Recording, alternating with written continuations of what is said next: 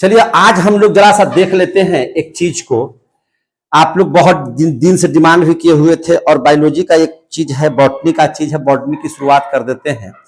तो आप देख लीजिए, जितने भी बच्चे हैं इस चीज को सीख लीजिए। चूंकि जड़ तना फूल फल पत्ती आप लोगों को नहीं है, तो बड़ी तेजी से और बड़ी जल्दी जल्दी में जिनका सीखा हुआ है रिवीजन, जो नहीं जानते हैं उनको जानना है। तो आइए अब हम लोग बात करते हैं, यहां से चलते हैं और चलते हुए हम लोग बात करते हैं कि कैसे हम लोगों को, है ना, साइंस में बॉटनी जानना है। तो ये देखिए साइंस है और आज हम पढ़ा रहे हैं बॉटनी। बायोलॉजी को दो भागों में बांटा गया है। बायोलॉजी को कितने भागों में बांटा गया है? दो भागों में। एक को हम लोग जूलॉजी कहते हैं, मीन्स जीव विज्ञान, और एक को बॉटनी कहते हैं, मतलब वनस्पति विज्ञान। समझे कि नहीं? तो ये जो दोनों बातें हैं, दोनों को मिलाकर के ही बायोलॉजी शब्द की उत्पत्ति हुई। बायोलॉजी में सजीवों का ही अध्ययन किया जाता है, याद रखिएगा इस बात को। बायोलॉजी का बाप जो है वो अरस्तु को कहा जाता है, उसके जनक या पिता कह सकते हैं, अरस्तु को बोला जाता है। लेकिन आज हम बॉटनी पढ़ा रहे हैं, यानी कि वनस्पति विज्ञान पढ़ा रहे हैं। तो वनस्पति विज्ञान के पिता थियोफ्रेस्टस को कहा जाता है। किसको कहा जाता है? थियोफ्रेस्टस को कहा जाता है। वैसे आप जानिए कि अगर कोई आपसे अगर इंडिविजुअली पूछे कि बॉटनी के पिता, बॉटनी का बाप, बॉटनी का जनक किसे कहा जाता है, तो आप बोलेंगे थियोफ्रेस्टस। अगर आपसे कोई पूछे कि जियोलॉजी के जनक कौन है, तो आपको बताना है अरस्तु। और ये दोनों चूंकि बायोलॉजी के अंतर्गत में आता है, तो बायोलॉजी के पिता कोई पूछेगा तो आप सीधे जवाब दीजिएगा अरस्तु। क्यों? क्योंकि देखिए पेड़ पौधा जब हम लोग पढ़ते हैं तो पेड़ पौधा में बहुत ज्यादा चीज नहीं पढ़ना है आपको। जड़ तना फूल फल पत्ती, प्रकाश संश्लेषण, जाइलम फ्लोएम, है ना, या हार्मोन तार्मोन, यही सब पढ़ना है उन लोगों में ज्यादा। उसका ज्यादा वर्गीकी भी, माने उसका ज्यादा वर्गीकरण भी नहीं है। इसलिए जो है बॉटनी बहुत विशाल किताब नहीं है, या बहुत विशाल उसमें चीज नहीं पढ़ना है। लेकिन जब जीव जंतु में आते हैं तो बहुत ज्यादा मात्रा है जीव जंतुओं की, है कि नहीं? बहुत प्रकार के जीव जंतु है। और जीव जंतु के अगर अंग का नाम लीजिएगा, तो अंग का नाम लीजिएगा तो देखिए ब्रेन है। पहले तो आंख कान नाक जीभ त्वचा ज्ञानेंद्रिय हो गया, है कि नहीं? इसके बाद ब्रेन है, ब्लड है, हड्डी है ना, फेफड़ा है, हार्ट है, पाचन तंत्र है, किडनी है ना, उसी में जो है से आपका जो है से मानव जनन तंत्र है, बहुत सारा हार्मोन है, ग्रंथि है, एंजाइम है, बहुत सारा चीज पढ़ना है। तो सिर्फ मानव की बात की है। इसी तरह से आपका शेर है, बाघ है, चीता है, हुड़ार है, बिलार है, कुत्ता है, भालू है, ये सब भी चीज हैं। इसके अलावा जो है से छोटे छोटे सूक्ष्म जीव हैं, कीड़े हैं, मकोड़े हैं, सारे चीज हैं। तो बहुत बड़ा हो जाता है जूलॉजी अगर बात करें तो बहुत बड़ा हो जाता है। इसी की वजह से चूंकि ज्यादा काम अरस्तु ने किया था बायोलॉजी की दुनिया में, जीव विज्ञान पर, इसीलिए पूरे बायोलॉजी का पिता किसको कहा जाता है? अरस्तु को कहा जाता है। समझे कि नहीं? और बॉटनी में चूंकि उतना ज्यादा नहीं था, कम जानकारी, माने कम ही जानकारी में बहुत ज्यादा चीज की ज्ञान की प्राप्ति हो सकती थी, इसलिए हम कह सकते हैं कि उनको हम, है ना, पूरा बायोलॉजी का पिता तो नहीं, लेकिन बॉटनी का पिता हम जरूर कहेंगे। किनको? थियोफ्रेस्टस को। समझ में आ गई बात? तो चलिए अब हम लोग यहां से शुरू करते हैं आज पेड़ पौधों के कुछ बातों को, है ना, पेड़ पौधों के कुछ बातों को। समझे कि नहीं? पेड़ पौधों के कुछ बातों को हम लोग जानेंगे और हम लोग सीधा सीधी तौर पर पढ़ेंगे। क्या चीज? हम लोग सीधा सीधी तौर पर पढ़ेंगे। सबसे पहले आप लोग यहां पर उपस्थित हैं? आप देख लीजिएगा, किसी भी पेड़ पौधा को अगर हम चर्चा करेंगे, अगर आप किसी भी पेड़ पौधा की चर्चा करते हैं इस तरह से, तो आप देखते हैं कि उसके दो भाग होते हैं इस कदर से। एक भाग जो है जमीन के ऊपर होता है और एक भाग देखते हैं जमीन के नीचे होता है। अगर हम इस लेयर को जमीन मान ले तो क्लियर हो गया? जोर से बोलिए, हाँ इसी तरह से बोलिएगा। अगर हम इसको बहुत और ध्यान से देखेंगे तो ये आपका इस तरह से पेड़ पौधा आपको दिखाई देते हैं कि नहीं दिखाई देते हैं? तो आप देखिएगा किसी भी पेड़ पौधे में दो तीन चीज होते हैं, उनके बारे में जान लीजिए। इसको हम लोग बोलते हैं जड़, इसको बोलते हैं हम लोग तना, इसमें बहुत सारी पत्तियां होती हैं, और उसके बाद देखिएगा कि इसमें फूल भी होता है, और फूल में से ही क्या लग जाते हैं? फल। तो कुल मिला जुला करके आप इस बात को समझिएगा कि एक पेड़ पौधे के भाग को अगर हम लोग पढ़े तो उसमें जड़ होता है, तना होता है, पत्ती होता है, फूल होता है और फल होता है। जड़ को अंग्रेजी में हम लोग रूट कहते हैं, तना को अंग्रेजी में हम लोग स्टेम कहते हैं, पत्ती को अंग्रेजी में लीफ कहते हैं, और फूल को अंग्रेजी में फ्लावर कहते हैं और फल को अंग्रेजी में फ्रूट कहते हैं। ये तो आप लोगों को क्लियर हो गया। अगर हम लोग बारी बारी से इन लोगों का अध्ययन कर लेते हैं, अगर हम लोग बारी बारी से इसका अध्ययन कर लेते हैं, लाइट आ रहा है, चेहरा में लाइट आ रहा है ना, ऐसा नहीं है कि कालापन टाइप का आया हुआ है। चलिए, तो अगर आप इसके बारे में थोड़ा सा ध्यान से पढ़ लेते हैं तो आप जो है बॉटनी के कुछ माने जो प्राथमिक हिस्से हैं उनकी आप जानकारी प्राप्त कर लीजिएगा। तो हम लोग सबसे पहले किसका अध्ययन कर लेते हैं इसमें? आज हम लोग पढ़ते हैं जड़ के बारे में। किसके बारे में? जड़। जड़ को हम लोग क्या कहते हैं? रूट कहते हैं। इसको हम लोग मूल भी बोल सकते हैं। जड़, रूट माने मूल भी होता है या जड़ भी होता है। तो जरा सा जड़ के बारे में भी आप लोगों को हम समझा देते हैं। चूंकि ये बॉटनी का चीज है, नाम याद रखिएगा कि बॉटनी की अगर चर्चा करेंगे तो इसका जनक कहा जाता है थियोफ्रेस्टस। नाम नोट कर लीजिएगा, है ना, थियोफ्रेस्टस। चलिए, अब जड़ के बारे में, इसमें तो है लोडेड, तो आप लोग कर लीजिएगा, सबका पीडीएफ दे देंगे। तो चलिए, जड़ और रूट के बारे में जरा सा हम लोग समझ लेते हैं। तो आप देखिएगा किसी भी पेड़ पौधे का विकास कैसे होता है, तो आप याद रखिएगा जड़ों का जो विकास है मूलांकुर से होता है। सर मूलांकुर किसे कहेंगे? तो आप देख लीजिए, जैसे ये एक प्रकार का मान के चलिए कि बीज है, तो यह बीज जमीन के हल्का नीचे हो सकता है। हल्का अगर जमीन ये है तो इसके हल्का नीचे होता है, जमीन के नीचे। तो जब किसी बीज को आप अगर डाल देते हैं जमीन के नीचे, तो जमीन नीचे डालने पर दो तरह से इसका विकास होता है। एक विकास होता है, देखिएगा, नीचे की ओर, ऐसे ऐसे। एक कैसे विकास होता है? नीचे की ओर। और एक देखिएगा विकास फिर धरती से थोड़ा सा ऊपर में है, ऐसे निकलने लगता है। समझे कि नहीं? तो पेड़ पौधों की बढ़ोतरी दोनों साइड से होती है, जमीन के नीचे भी होती है और जमीन के ऊपर भी होती है। समझ में आ रही है बात? तो जमीन के जो नीचे होता है उसी को तो आप मूल रूप से जड़ कहते हैं, है ना। तो इस भाग को जिसका इसमें बढ़ोतरी हो रहा है, इसको हम लोग मूलांकुर बोलते हैं। क्या बोलते हैं? मूलांकुर। इसको बोला जाता है मूलांकुर। मूलांकुर बोले इसको अंग्रेजी में हम लोग बोलते हैं रेडिकल। क्या बोलते हैं? रेडिकल। तो याद रखिएगा, आपसे अगर कोई पूछे कि जड़ का विकास कैसे होगा, तो आप इसको सीधा लिख दीजिएगा कि इसका विकास किससे होगा? मूलांकुर से होगा। किससे होगा? मूलांकुर से। अंग्रेजी में इसको क्या बोलते हैं? रेडिकल बोलते हैं। तो बता दीजिएगा आप लोग। और जब ऊपर की ओर भाग है ना, तो इसको हम लोग प्रांकुर बोलेंगे। क्या बोलेंगे? प्रांकुर। जब तना पढ़ाएंगे तो उस पर हम लोग बात करेंगे। अंग्रेजी में उसको पलमूल्य भी बोलते हैं, है ना। तो इसको हम बाद में पढ़ेंगे, क्योंकि अभी जड़ पढ़ा रहे हैं तो पूरी चर्चा हम जड़ पर पढ़ेंगे। ठीक है कि नहीं? आपके एग्जाम में क्वेश्चन पूछे जाते हैं, आलू जड़ है कि तना है ना। आपसे पूछे जाते हैं कि मूली जड़ है कि तना है। अगर आपका कंसेप्ट क्लियर नहीं होगा तो आप फंस जाते हैं। लेकिन आज आपको इतना सरल तरीके से आपको समझा देंगे, इतना बढ़िया तरीके से आपको बता देंगे कि कौन जड़ है कौन तना है, आप उसमें तनिक भी आपको प्रॉब्लम क्रिएट नहीं होगा। समझ में आ रही है बात? तो चलिए, इसको हम लोग समझ लेंगे कि विकास इसका कैसे होता है? मूलांकुर से होता है। अब देख लीजिए, इसका विकास, जड़ का विकास जमीन के नीचे होता है कि जमीन के ऊपर होता है? तो जमीन के नीचे होता है। जमीन में नीचे की ओर वो लोग विकास करते हैं। तो जमीन के जो नीचे जिसका विकास होता है, इसको हम लोग बायोलॉजी की भाषा में जियोट्रॉपिक बोलते हैं। क्या बोलते हैं? जियोट्रॉपिक। तो आपसे पूछेगा कि यह जियोट्रॉपिक है, तो जियोट्रॉपिक है। क्यों है? तो बायोलॉजी में हमको यस और नो नहीं बोलना है। अगर है तो पॉजिटिव, नहीं है तो निगेटिव। ठीक उसी तरह से जैसे आपसे पूछा जाता था, है ना, कोरोना में, कि कोरोना आप में है तो कोरोना पॉजिटिव है आप, नहीं है तो कोरोना निगेटिव है। एड्स है तो एड्स HIV पॉजिटिव है आप, नहीं है तो HIV निगेटिव है। बायोलॉजी में पॉजिटिव के मतलब है और नेगेटिव के मतलब नहीं है। तो इसका विकास जमीन की ओर होता है तो यस, तो यह जियोट्रॉपिक है, यानी कि पॉजिटिव है।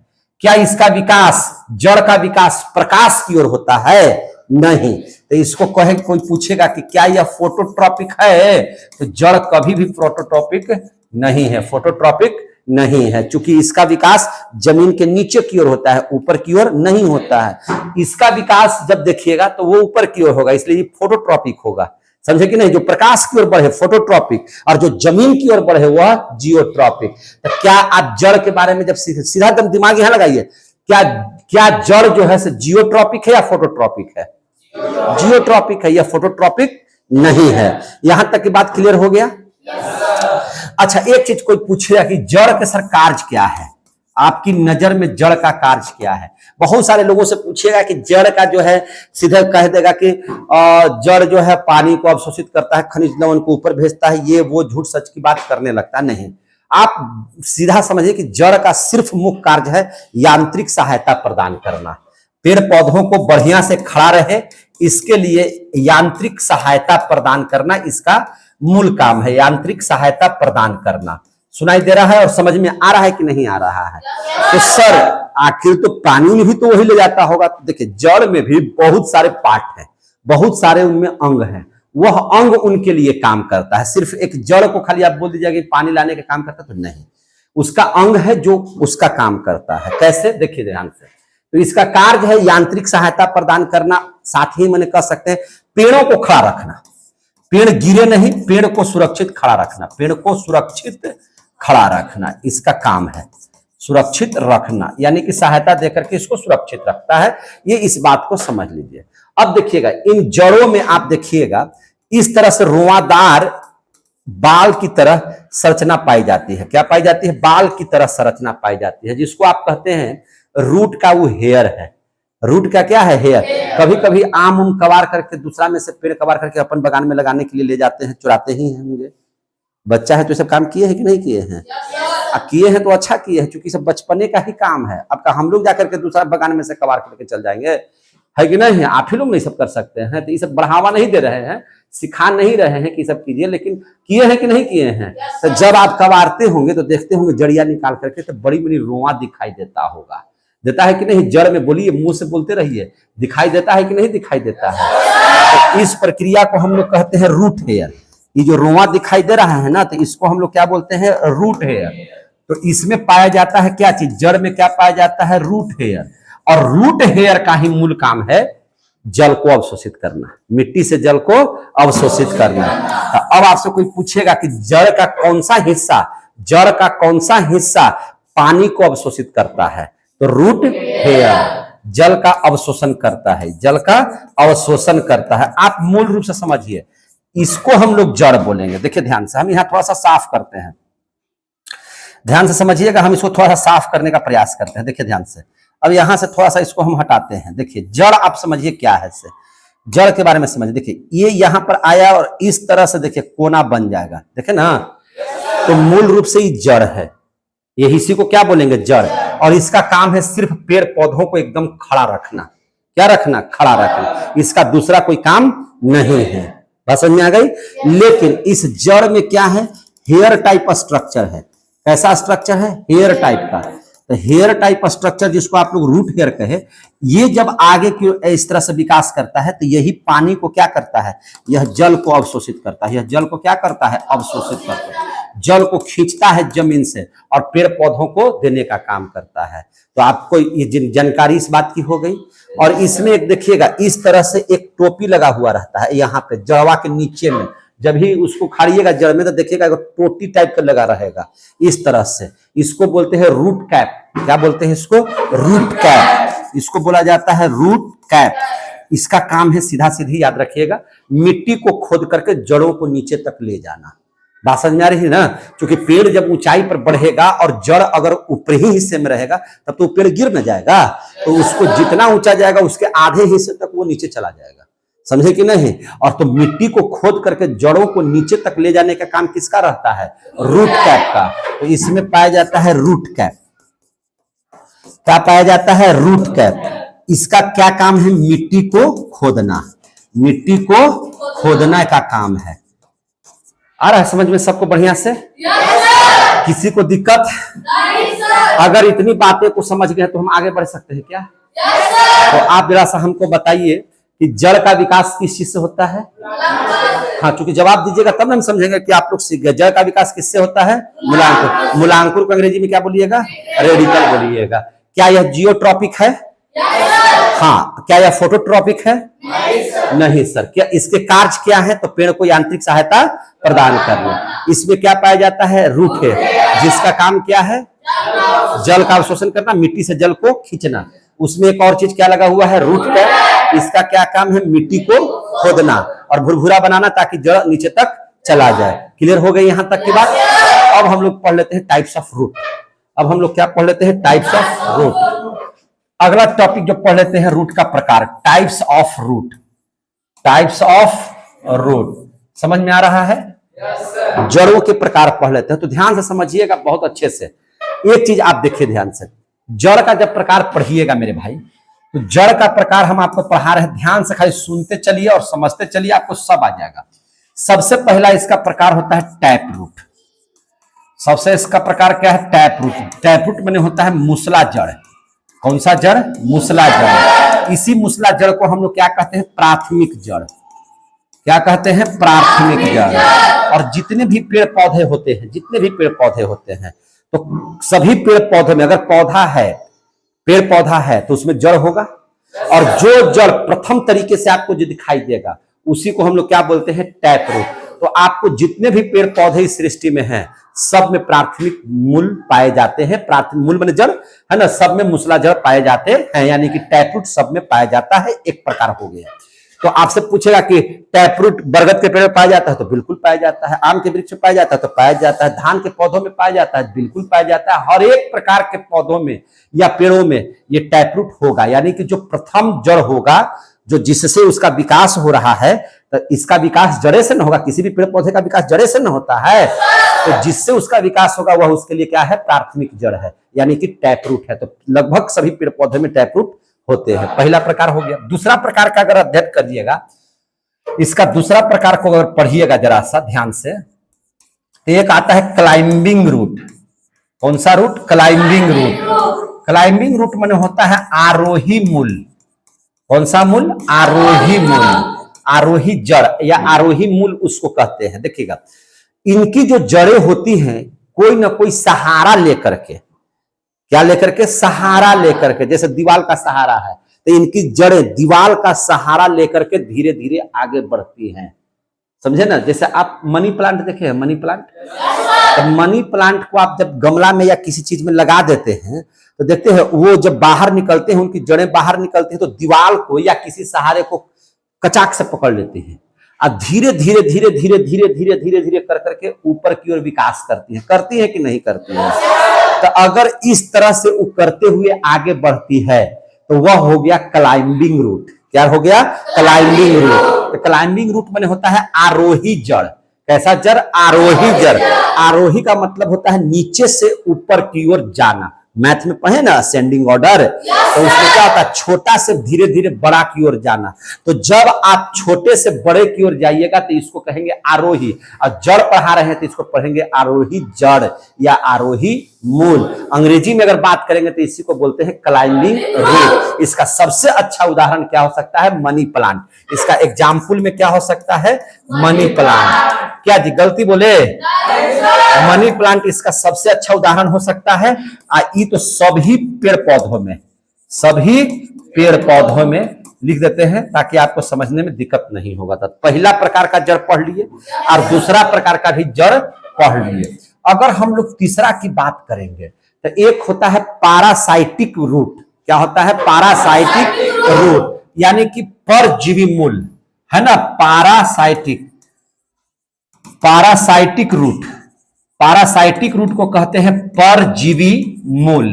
क्या कहते हैं इसको, परजीवी मूल। याद रहेगा। परजीवी का मतलब होता है कि ऐसा जड़ जो किसी दूसरे पर निर्भर हो। ऐसा जड़ जो किसी दूसरे पेड़ पौधे पर निर्भर हो। समझे कि नहीं? जो किसी दूसरे पेड़ पौधे पर क्या हो, निर्भर हो, और अपना वृद्धि करता हो, अपना पोषण लेता हो, अपना विकास करता हो। ऐसे मूल को, ऐसे जड़ को हम लोग क्या कहेंगे, पारासाइटिक रूट कहेंगे। अच्छा, जो बात आपको हम समझा रहे हैं, समझ में आ रही है सबको बात? तुम सबसे पीछे अंके, समझ में आ रहा है तुमको? चलिए, बहुत अच्छा है। तो पारासाइटिक रूट किससे कहेंगे? तो पारासाइटिक, देखिए आपको हिंदी लिखा हुआ है, हम हिंदी में, इंग्लिश है, इंग्लिश में हम समझाते रहे सारा चीज। तो परजीवी मूल क्या है?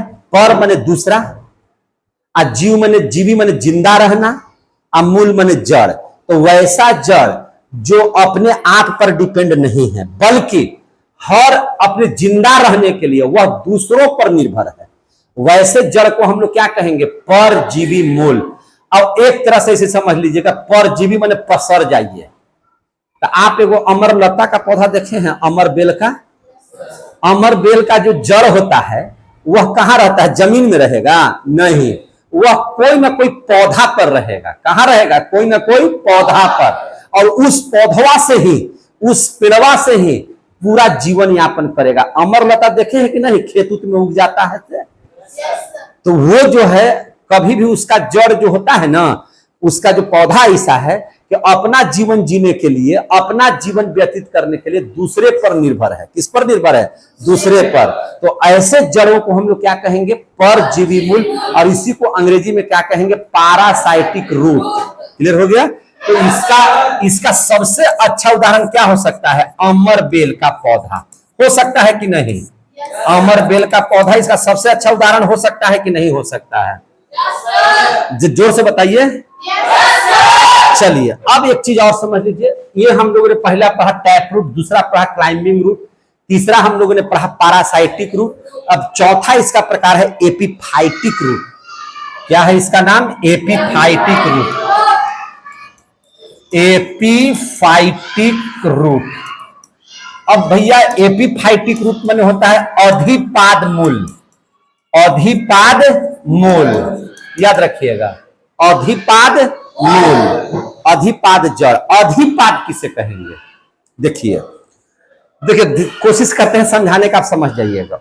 बहुत जगहों पर आप गांव देहात में देखे होंगे कि बरगद का या पीपल का पेड़ है, और उसी पेड़वा पर देखिएगा आपको जो है से नीम का पेड़ जम जाएगा, मैंने कोई दूसरा पेड़ जम जाएगा। ऐसा देखे हैं कि नहीं देखे हैं? या कभी कभी देखिएगा तार का पेड़ देखे हैं आप लोग? तार वाला तरवा के पेड़वा में अवश्य के आपको देखिएगा पीपल बरगद जमल रहेगा। देखे हैं कि नहीं देखे हैं? अब देखिए, जब किसी एक पेड़ पर कोई दूसरा पेड़ का जड़, कोई दूसरा पेड़ का जड़ खड़ा हो गया, यानी कि दूसरका के जड़ को ध्यान से देखिएगा, वह जमीन में नहीं होगा, वह पेड़ पर होगा। कहां होगा? पेड़ पर होगा। समझे कि नहीं? या कभी कभी आप देखिएगा नीम उम का जो पेड़ रहेगा ना, पर दूसरा कोई पौधा जम जाएगा। मैंने कोई एक पेड़ पर दूसरे प्रकार का पौधा अगर जमा हुआ है तो उसकी जड़ तो जमीन में नहीं ना है, उसकी जड़ कहां है? दूसरा पेड़ के तना पर है। उसका जड़ कहां है? दूसरा पेड़ के तना पर। तो जिसका जड़ जमीन में ना होकर के किसी दूसरे पेड़ या पौधों पर है, वैसे जितने भी जड़ हैं उसको हम लोग क्या कहेंगे? अधिपाद मूल। समझ में आ गई बात है? अच्छा, इस सच बताए देखे हैं कि नहीं ऐसा पेड़ पौधा? खूब मिलता है ऐसा का, खूब मिलेगा आपको, पूरा एकदम देर देर में नहीं मिलेगा। पीपल बरगद का पेड़ लगा हुआ, उसका में नीम जम जाएगा, है कि नहीं? तार का पेड़ है तो उसमें पीपल बरगद जम जाएगा, है कि नहीं? और अपना वृद्धि करने लगता है, विकास करने लगता है। तो आखिर सर मिट्टी जो होता है, तो मिट्टी से तो उसको जल मिलता है, नमी मिलता है, तो ये आखिर दूसरा के तना पर खड़ा होकर के कैसे जिंदा रहता है? तो पेड़ पौधों में एक उत्तक पाया जाता है, बेलामेन उत्तक। कौन सा उत्तक? बेलामेन उत्तक। समझिएगा ध्यान से, कौन सा उत्तक? बेलामेन उत्तक। तो बेलामेन उत्तक जो होता है वह क्या करता है? वह उस पौधे से नमी और हवा की प्राप्ति कर लेता है। किसकी प्राप्ति कर लेता है? नमी और हवा की। उस हवा से नमी प्राप्त कर लेगा, वही हवा में से नमी प्राप्त कर लेगा, और नमी प्राप्त करके अपना क्या कर लेगा? पेड़ पौधे ले लेगा। अपना क्या कर लेगा? पेड़ पौधा ले लेगा, है ना? उससे नमी ले लेगा, हवा ले लेगा और जिंदा हो जाएगा और अपना विकास करने लगेगा। तो जिसकी जड़ें जमीन पर न होकर के किसी दूसरे पौधे पर उग गया हो, वैसे पौधों को ही हम लोग क्या बोलते हैं? अधिपाद। तो सर उसको तो परजीवी भी बोल सकते हैं। तो देखिए परजीवी में क्या है कि परजीवी में जो नमी है, पानी है, वह पेड़ों से ही खींच लेता है, दूसरे पेड़ से। अमरलता का पेड़ पौधा जिस पर जाएगा ना, उसको बर्बाद करेगा, उसको क्या कर देगा? बर्बाद कर देगा। अब अपने सिर्फ आबाद रहेगा। तो ये काम नहीं है। इसका जो काम है कि वह दूसरे पेड़ पौधा पर तो उसकी जड़ें तना पर आ गई हैं, लेकिन हवा और नमी जो है, हवा से जो नमी लेता है, यह बेलामेन उत्तक से स्वयं लेने लगता है।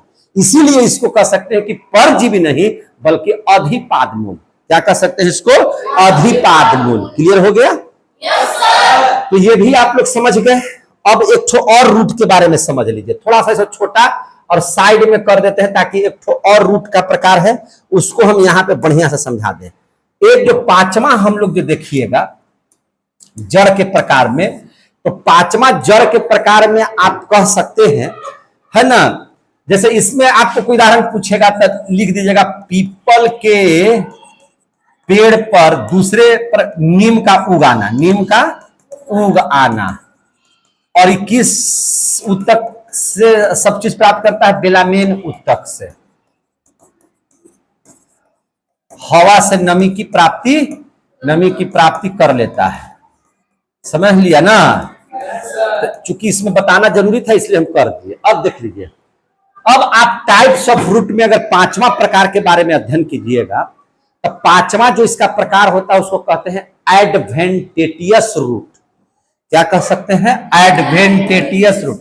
एडवेंटेटियस रूट के बारे में पढ़ लीजिए, जिसको हम लोग हिंदी में कहते हैं अपस्थानिक जड़।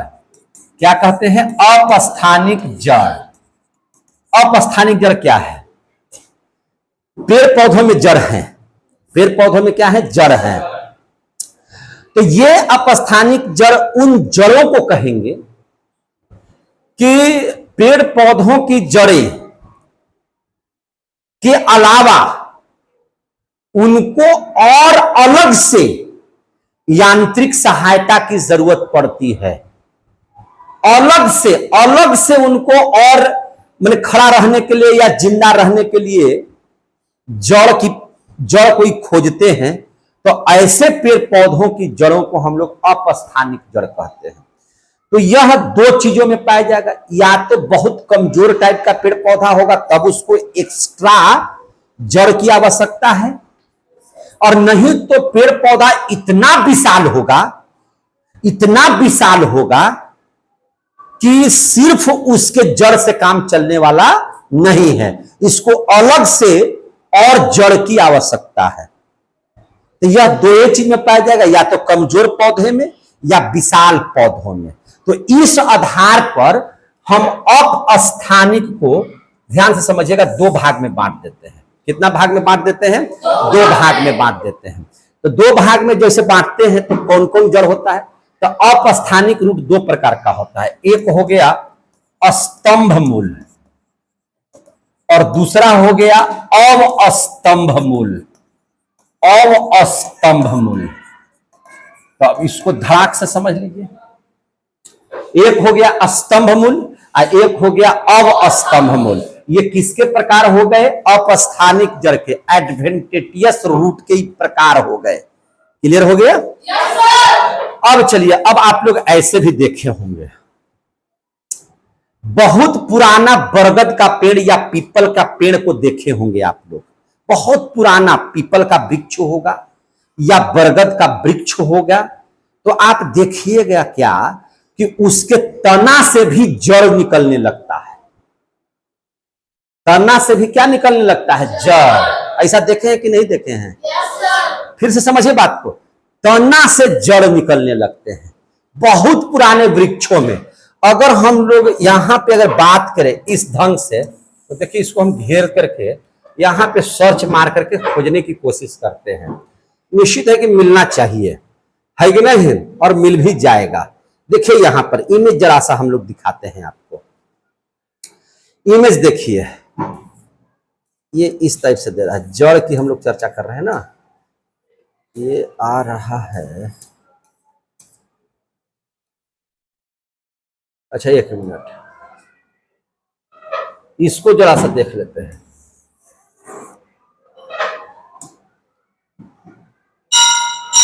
देखिए ध्यान से,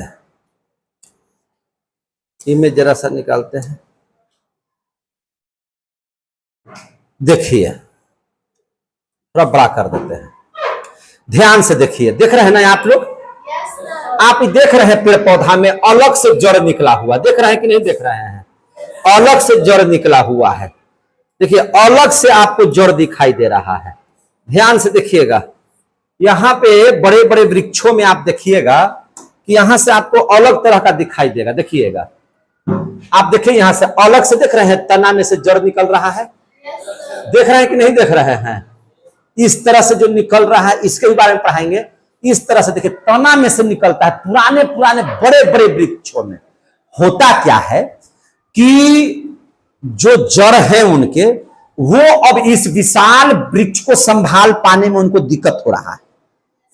विशाल वृक्ष को संभालने में क्या हो रहा है? दिक्कत हो रहा है। तब उनके तने से, तब उनके क्या चीज से? तने से एकदम 90 डिग्री पर, कैसे? एकदम सीधा, ये नहीं कि ऐसे से ऐसे नहीं, इधर से इधर नहीं, एकदम सीधा ऐसे वह जमीन की ओर छूने लगता है। कभी कभी उसमें हम लोग झूलते हैं, झुलुआ भी झूल लेते हैं। तो एक बार पीछे गए, आगे में ऐसे करके झूल लेते हैं। देखे कि नहीं देखे? तो ऐसे जड़ जिनको बाहरी माने तरीके से, माने बाहर से उनकी जड़ें निकलती हैं और जमीन को 90 डिग्री पर छूने की कोशिश करते हैं, ऐसे जड़ को स्तंभ मूल कहते हैं। क्या कहते हैं? स्तंभ मूल कहते हैं। क्लियर हो गया? तो ध्यान से इस बात को समझिएगा जरा सा। अब इसको जरा सा समझ लीजिएगा ध्यान से। कैसे समझिएगा ध्यान से? तो देखिए, जो जड़ें 90 डिग्री, कैसे 90 डिग्री से आती हैं तनों से और जमीन को छूने का प्रयास करती हैं, उसको हम लोग क्या कहेंगे? स्तंभ मूल कहेंगे। और ये विशाल पेड़ों में आपको दिखाई देगा, जैसे बरगद, पीपल। तो अभी तो हम चर्चा किए थे कि अपस्थानिक जड़ 2 पेड़ पौधा में पाया जाएगा, या तो जो काफी बड़े होंगे या काफी कमजोर होंगे। तो इसको समझ में आ गया? अब ठीक इसको अवस्तंभ मूल को समझने की कोशिश कीजिएगा। ईख देखे हैं? ईख, या आप देखिए मकई को, देखिए मकई का पेड़ पौधा को देखिए, मैंने उसके पौधे को ध्यान से समझिएगा। मकई के पौधों को ध्यान से समझिए, आपको समझ में आ जाएगा। मकई के पौधों को ध्यान से समझिए। देखिएगा, अभी तो हम लोग निकाले थे ना इसको, हो देखिए यहां पे हम बताए थे कि इसको भी हम समझा ही देते हैं आपको। देखिए, आपको एक चीज और दिखाते हैं, इमेज में आइए। अब यहां पे देखिए,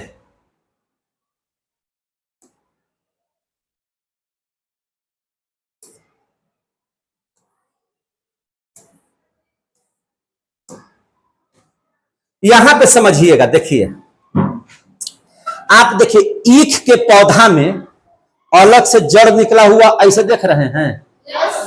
अलग अलग से जड़ निकला हुआ जमीन में के नीचे देखिएगा, इस तरह से देख रहे हैं झखाड़, ये ईख का है, इसका देख रहे हैं इसे सब बगल से साइड से निकला हुआ है जड़।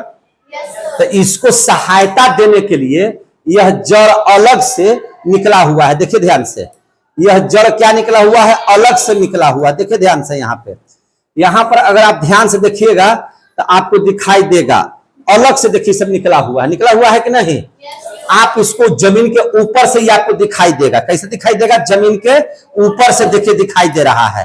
तो जो इनको ऊपर से, जमीन के ऊपर से इस तरह से सहायता प्रदान कर रहे हैं, क्योंकि आप ईख को देखिएगा लंबा सुरुंगी जैसा चला जाएगा, लाठी की तरह। अगर हवा मारेगा तो टेढ़ा होकर गिर जाएगा। अगर आप मकई के पौधे को देखिएगा तो अगर उसमें बाल नहीं लगा हुआ तब तो खड़ा है, लेकिन बाल लगेगा तो झुकने लगता है। तब उसको यांत्रिक सहायता देने के लिए बगल से जो जड़ निकलते हैं, समझे कि नहीं? इस ढंग से 90 डिग्री के सहारा से नहीं, है ना, ऐसे करके जो निकलते हैं, तो इनको भी क्या कहते हैं? अवस्तंभ मूल। इनको क्या कहेंगे? अवस्तंभ मूल कहेंगे। क्लियर हो गया? इसको क्या कहेंगे? अवस्तंभ मूल। तो ध्यान से देखिए, इसका अगर हम बनावट देखेंगे तो आप देखिएगा इसकी बनावट में इस तरह से आपको दिखाई देगा कि जैसे ये पेड़ है, ये क्या है? पेड़ है। तो इसमें से जो है से क्या होगा? इसमें से जमीन में ऐसे ऐसे करके जड़ें निकलेंगी, ऐसे ऐसे करके क्या निकलेंगी? जड़ें निकलेंगी, जो जमीन को छूता हुआ नजर आएगा। इसमें देखिएगा कि ईख वगैरह इस सब का जो पौधा जो इस तरह से लंबा होता है, इसको सहारा प्रदान करने के लिए अलग से ऐसे ऐसे निकला हुआ रहेगा। तो ये जो हो गया से अवस्तंभ, ई वाला जो हो गया से क्या हो गया, स्तंभ मूल। ये दोनों प्रकार की जड़ों को कहेंगे अपस्थानिक मूल। क्लियर हो गया? हमको लगता है कि पूरे प्रकार को आप लोगों ने बढ़िया से समझ लिया है। समझ में आ गया है? मजा आ गया है? तो जड़ के अगर इस हिस्से को समझ लिए हैं तो अब आगे बढ़ा जाए। आप सबसे बड़ी बात इस बात को समझ लीजिएगा, इसके बाद हम पढ़ाते हैं मॉडिफाइड रूट। क्या पढ़ाते हैं? Modified root. मॉडिफाइड रूट क्या है? मॉडिफाई मतलब रूपांतरित। कैसी जड़? रूपांतरित जड़। रूपांतरित, जैसे लिखो ना, रूपांतरित जड़। हम बोल रहे हैं वही सही है, रूपांतरित जड़। ठीक है ना?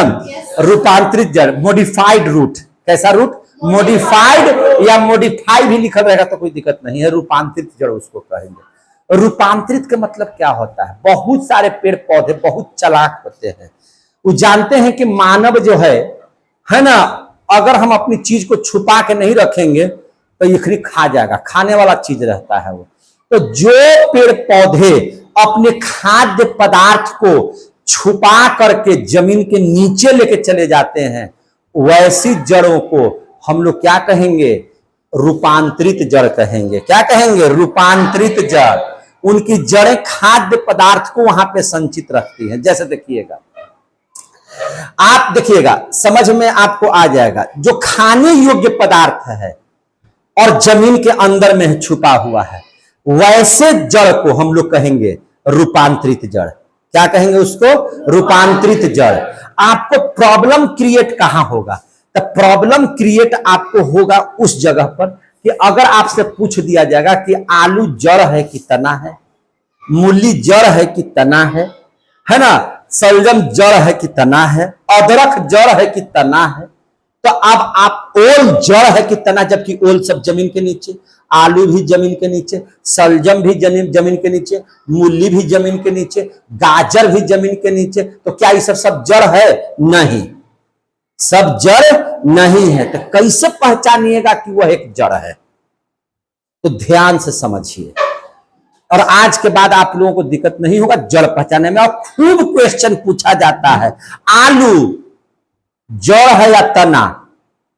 अब आपको समझ में नहीं आ रहा कि तो जमीन के नीचे है, तो ढेर आदमी जड़ मार देगा। मूली जड़ है कि तना? अभी भी तो जमीन के नीचे ही है। अभी सर जड़ है कि तना है, कि हम नहीं जाने जाएंगे। तब इसको आपको पहचानने के लिए बड़ा सटीक आपको हम आंसर दे रहे हैं। जितने भी जड़ होंगे, आप जड़ को ध्यान से देखिएगा। जड़ की बनावट कैसी होती है किसी भी पेड़ पौधा का? तो किसी भी पेड़ पौधा का जड़ का बनावट जमीन के अंदर में ऐसे होता है कि नहीं? ऐसे होता है। ऊपर से चौड़ा होगा और नीचे आकर के क्या हो जाएगा? पतला। नीचे आकर क्या हो जाएगा? पतला। इस तरह से। तो जिसका भी ऊपर का मुंह क्या रहेगा? चौड़ा, और धीरे धीरे नीचे आते आते क्या हो जाएगा? पतला। ऐसी आकृति जहां जहां भी दिखाई दिया, सब के सब क्या है? जड़ है। सब के सब क्या है? जड़। तो अब हमको बताइए, मूली क्या है? गाजर क्या है? चुकंदर क्या है? सलजम क्या है? शकरकंद क्या है? आलू क्या है? अब आलू को देखे, आलू में कहीं देखे हैं कोनाही निकलल? तो वह जड़ नहीं है। ओल में देखे हैं कहीं कोनाही निकलल? तो वह जड़ नहीं है। अदरक में देखे हैं कहीं कोनाही निकलल? तो वो तना अति जड़ नहीं। जड़ कौन होगा?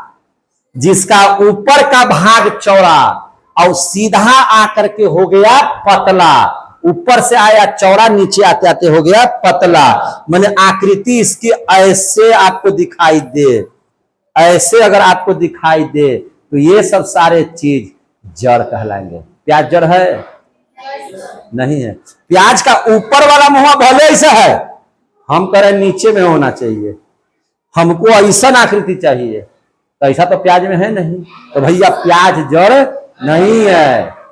गाजर, तो गाजर ऐसी नहीं लगता है, शकरकंदवा ऐसी नहीं लगता है, चुकंदरवा ऐसी नहीं लगता है, सलजमवा देखे हैं? सलजम, सलजम और चुकंदर में क्या अंतर है? तो सलजम और चुकंदर में जब सलजमवा गोरा होगा तो वो सलजम कहलाएगा, और वही बेचारा करिया हो जाएगा तो चुकंदर कहलाएगा। समझ में आ गई कि नहीं? बात आ गई? कैसे आज है वो हम लोग थार थार करते हैं। थार क्या है? पहले कमांडर गाड़ी आती थी ना, कमांडर, ओकरे ऐसे करके बंद कर दिया, वही हो गया थार। वही क्या हो गया? थार। मॉडिफाइड है वो, किसका? कमांडर का। थार क्या है? थार गाड़ी क्या है? थार गाड़ी क्या है? कमांडर का मॉडिफाइड रूट है। कैसा रूट है? मॉडिफाई। उसी को मॉडिफाई कर दिया तो थार बन गया। थार कोई गाड़ी फाड़ी है सब, है कि नहीं? ये सब तो ऐसे ही है, अरहर टाइप के है कि नहीं? तो याद रखिएगा। तो उसी प्रकार से जब ऐसे से ऐसे हो जाएगा तब वो क्या कहलाएगा? जड़।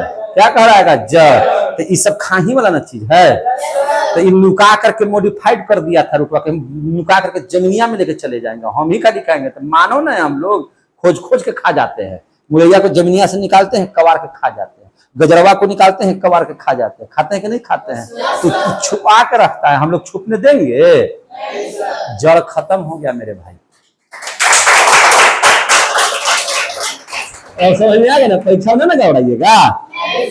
तो आपका ये टॉपिक क्या हो गया? समाप्त हो गया। अब चलिए जरा सा हम लोग पढ़ लेते हैं क्या चीज। अब हम लोग पढ़ लेते हैं तना के बारे में। क्या पढ़ लेते हैं? तना के बारे में।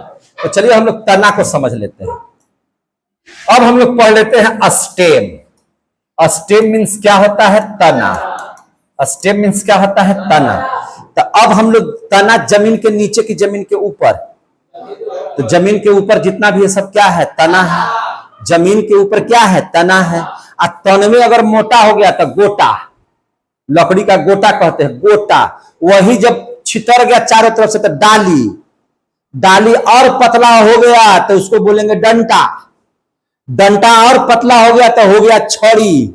छड़ी और पतला हो गया तो तोड़िए और दातुन से मुंह धोइए, ये हो गया दतुअन। देख रहे हैं ना? सब के सब क्या है? तना।